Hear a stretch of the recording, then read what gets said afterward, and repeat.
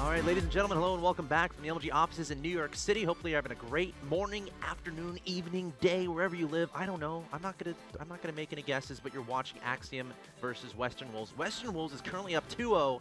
They're looking pretty good in this best of 9, and of course Axiom, they got some work to do. Shout out to you guys in the chat hanging out. Always a classy chat.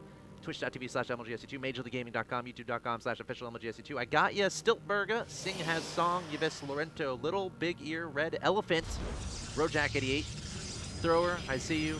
Not saying the first part of your name. I'm still not doing it. John Snodies, Eric, Mike Land, Discord SC, Sing a Song. Sing a Song.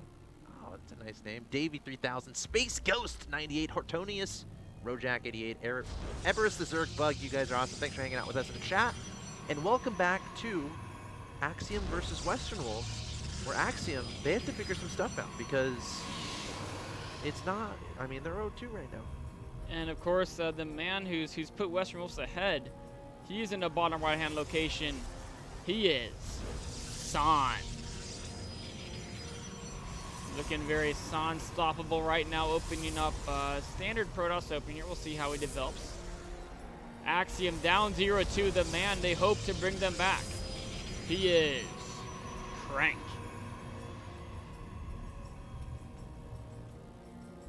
Another Protoss. From Axiom. I mean, it makes sense. Like, yeah, I agree. I don't think I'm gonna put in hard against San. They might have to. Yeah, they might have to, and hard has a shot, but I think their better shot is their Protosses. San's PVT is pretty gross, man. Grossly overpowered. It's hard. It's hard to deal with a guy like this. He's a full package, man. So the main thing about that last game, I think, was San just playing patiently and Yeah. kind of reactionary, just letting Alicia kind of fall into the trap. Honestly, Alicia, in my opinion, I think he made a lot of questionable decisions Sure. the last game. Like, even going to Oracle actually worked out okay for him. Right. But that was based off of the fact that he got kind of lucky in the way things worked out. That it was up against a Stargate Expo build in the Void Race, not a conventional Stargate Phoenix build. And then that attack was pretty questionable too. I mean, considering he already had a tech advantage going forward with Colossi against Archons. Colossi are slightly better, right, as far as ground versus ground. So if he just waited for range, played a safer game, I think he might have been okay. But San is just he's always, I think people are afraid of the fact that he does get stronger as the game goes on. And he typically has a very, he'll throw in cheeses and crazy play. But he also, like, if he's playing a normal game, he's very happy just let the game keep going on and play very safe and reactionary. And look at this, Crank is trying to do something funny early game too, going for a Dark Templar rush now. Can San figure this out, and how is San going to play his opening? It looks like he's going for an expansion build. I like Dark Templar rushes. Oh yeah, especially against a lot of the top Koreans do like expanding. And San, of course, is more of a, I mean, they're both Koreans, right? But Crank is like a Korean who really plays a lot internationally, whereas San is a Korean who plays almost exclusively in Korea. So it's a little bit of a difference there in styles. Now San is desperately trying to find proxy pylons and make sure there's no shenanigans going on. What does he know of this? Like, what is he able to read right now? Well, he's able to read there's no proxy. Oh, okay, now he sees this pylon. He knows there's no proxy stargates or anything fun like that. He does see the pylon. He knows DTs is a possibility, but the Robo is put into the build anyway. So his build, he's played this build against DT rushes before. He knows how to defend it, and the question is, will he be sure it is? Now, if he knows it's DTs, he'll probably block the ramp, or at least just pay attention and hit a force field when the DTs come up. Just the Nexus is taking damage right now, and that's never fun, but it shouldn't die. And as long as he just can survive to get Observer out. And I love how Crank expanded behind us. That's actually really smart. Okay, here comes the DT. Ooh. Oh, he's seen it. San has seen it. Absolutely seen it. Here comes the force field. Yep, there we go. As soon as he moved the Stalkers back, was obviously San, because why would you move the Stalkers So back? having to cancel this Nexus... He shouldn't be. Okay, it would be bad. If he did, he'd be behind. Yeah. Because, I mean, there's a Nexus halfway up for Crank. But, I mean, Photon overcharge, yeah. And DT... And the Observer's coming out too. Yeah, I mean, DT could have stayed around to take a couple swipes off, but... yeah, he wouldn't have killed. He would have lost the DT, and Crank knows Observer timing to build like this. Other advantages that Crank is getting here is map control. His opponent always has to be scared of DTs. That's fine. I guess he already has Tech and Twilight, so he can go into charge pretty quickly. And get Archons. Getting Archons pretty quickly too. So overall, what do you think the game plan of Crank is as far as that idea to go for those early Dark Templars? What's his plan from here? I think he knows he's behind a little bit on probe count right now, probably, right? He's down by about 4. His army value should be a little bit lower as well. Actually, he's a little bit lower. So he's a little bit behind in economy, a little bit behind in army strength, but he does have a kind of a tech advantage in a way with those Dark Templar, right? And one of the best ways to use that is to just try to keep the threat, to keep your opponent at bay, right? So if you can threaten to send ETs into your main, that can be bad. And in fact, I think if you can... Did he get a Warp Prism? He should have gotten a Warp Prism. There it is, yeah.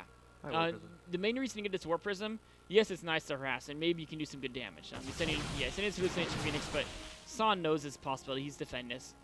But it's not like, oh, I hope my Warp Prism will kill all the probes in his lane with Dark Templar. That's not the thought process. The thought process is, you know, we're going to keep this as a threat, because I know he's a little bit ahead in economy and army, so maybe he can think he can go for a timing attack, right? Like we saw Alicia do last game. And if he goes for a timing attack, if San goes for a timing attack, then Crank can come in and counterattack. It's very difficult to both defend against CT drops. If you want to go for a timing attack, you want to use your robo to build units, not observers. So to have enough observers to be with your army and defend counter. Cannons are kind of like a lot of protoss as you don't want to spend money on cannons too early. Yes. But that's something that as the game goes along, if you're playing against a GT player, it's kind of necessary, especially when you get towards those later games where 3-4 bases and where the protoss is kind of building up money. So the Warp Prism becomes an incredibly important part of that stage. Pylons across the map, counterattacks here and there to try to disrupt your opponent's economy while looking for that big fight. So I really like how San's going for Colossi. I'm a big fan of that. He may actually... I don't think he's going to go for a Tommy. I mean, yeah, he's getting charge and an upgrade. Charge is interesting. Typically, when you go Colossi, you don't get charge because, you know, your opponent has to come to you anyway. And it is a fairly expensive upgrade, but he's going to invest in that. In fact, both players are. San does have slightly faster upgrades. Now he's getting those cannons he talked about just to be extra safe. Natural there. He'll probably go into main once he moves out, take a third, but until he moves out, there's no rush. I mean, obviously, there's the Stalkers and Observer. There's no real threat that can hit him. Both players happy to sit on 2 bases, but we are seeing different compositions emerge, right? We're seeing the Immortal Archon from Crank. There's no Archons yet, but you can be sure Templar Archives, that's the goal of that. And a lot of people are like, why would he get a Templar Archives? You can just make Archons out of Dark Templar. Well, they're a lot more expensive out of Dark Templar, so if you're super gas-starved, you do it, but almost always the High Templar makes a better Archon because it's was it 150 minerals less expensive, right? It's only 50 gas more, so much better deal overall. Unless again you're in a situation where literally like minerals are meaningless and all you care about is gas. So from here, minerals are not meaningless. That's right. Right now it's all about establishing that third base. Now, interestingly enough, San is not really making a move towards that third base. He has a Colossus on the way. He just started High Templar Archives as well and charge. Okay, he's going to set up a start on the right-hand side. Yeah, this is kind of interesting. So he wants to be able, like, I'm passively okay with it. I'm not sure I feel about it. I guess it helps protect from Warp Prism Rouse. Yeah. Because your base is kind of in line with your base. Dark Templars. Yeah. It's better if you want to be aggressive, obviously. And he can kind of pivot off that point. He can kind of back up. And I guess the thing is, though, I'm curious to why he feels the need to be so aggressive. Like, he's ahead in tech, right? He already has... he's an aggressive guy. Yeah, he is. He definitely looks like, I mean... And look at this. I've seen him play more passively. That army's kind of out of position. It he is, gets a couple time warps there's on that very ramp few there. Zealots for Crank. He can just time warp that ramp. And there's the cancel on the next one. Yeah. You know, Crank doesn't have enough Zealots to take on San quite yet. Oh my god, those units are very bold. You know, Bob, Jimmy, Joel, and... Fred, why did you go the wrong way? Yeah, the Zealot Core is not particularly happy with that decision. Overall, though, San, 4 Zealots for Cancel Nexus. Yes, that's more minerals loss. It's 100 minerals loss for Crank, 400 for San. There's a drop, I think, in the main base of San. Yeah, Yep. There's something there. You're right, there's the Warp Prism is being cleaned up. Crank trying to be... He's got the cannon there to help with DTs. He's got... It was definitely worth it to try, and in fact, he picked up almost all the units, so... So right now, it's like the game of expansions. Yes. San able to secure that third base, able to force a cancel on his opponent's third base. And that's a minor advantage that he's going to be happy with, because he's going to be able to start mining from this third a little bit earlier. And maybe more importantly, he's going to be able to start that extra gas production. Yes. At his third base. And he also has his own Archons on the field, so I'm a little bit worried for Crank. If you look at their supplies are very even, their army values are very even. I mean, San's slightly ahead there. Their income, San's Actually, Crank's ahead right now because I think there's probes transferring. Yeah, but Son will be slightly ahead until the Nexus finishes, and then it'll be even again. So overall, it's a fairly close game. Son some small leads, but I think his biggest advantage in this game right now is the composition. Yes, there are more Archons and Immortals for Crank, but Son both has a couple Archons and Immortals, and he's going to add more as well, at least of the Archons, and he's got the Colossi. And that's going to really help him plow through his opponent's front line so super fast. And with, he's not, I love how he's not going double robo. I think that's one of the mistakes people make is going double robo against an opponent who has no Colossi. Right. In Colossi Mirror, it's great because you more Colossi better than less. But if you know they're not making any Colossi, you really want to prioritize a lot of gateway units as well to get that meat shield to tank for the immortal damage. Oh, looks like Crank sits up a flank. He can kill the Nexus and recall. He can. And he sees this. Look at that great observer from Son. Yeah. He sees the flank coming. Oh, he didn't even kill the Nexus? Yeah, I guess he was afraid nervous. the Mothership Core would get sniped and then he or loses like the game. there could have been a Templar. In fact, there was. He saw the Templar. Oh. Yeah. Cheekiness. And I mean, killing Nexus is not worth losing your army. Yeah, the army is always more important at this stage. That might have been a bit of a bait from Crank. He wanted his opponent to do that so that he can feed back the Mothership Yeah, Core. and imagine if he did now. Yeah, then he wins. He might have. It's hard to tell how they engage. It would have been the best engagement possible for Crank. Yeah, though. Crank would have been coming in from 2 locations. He And, has the and Nexus there's nowhere there. there's no kiting room. And right? yeah, which the is big. Nexus there to absorb damage from his opponent too. The Colossi are naturally going to try to hit that Nexus. So. Crank wants to pin Son into a corner like that.